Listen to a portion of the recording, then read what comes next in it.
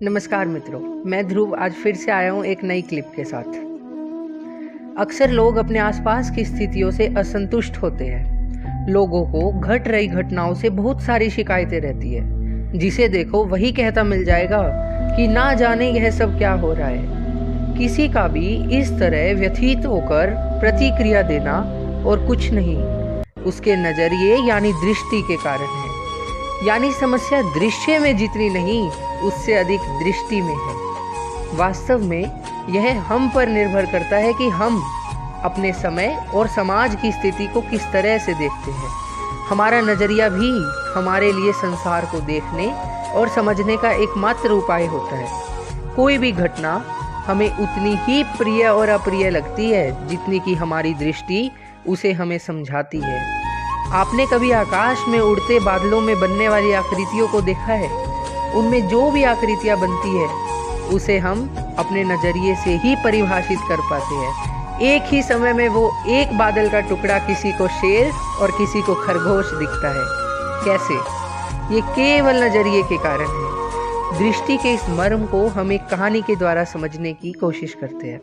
किसी आश्रम में गुरुजी अपने दो प्रिय शिष्यों के साथ रहते थे। एक दिन गुरुजी ने अपने दोनों शिष्यों से पूछा कि यह संसार कैसा है, अपने दृष्टिकोण से बताओ।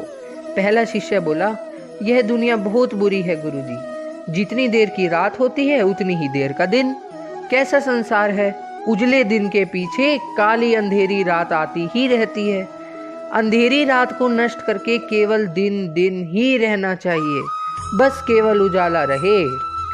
पहले शिष्य के बाद अब दूसरे शिष्य ने संसार को लेकर अपना नजरिया गुरुजी के सामने रखा। हर काली रात के बाद एक महाप्रकाशित दिन आरंभ होता है गुरुजी।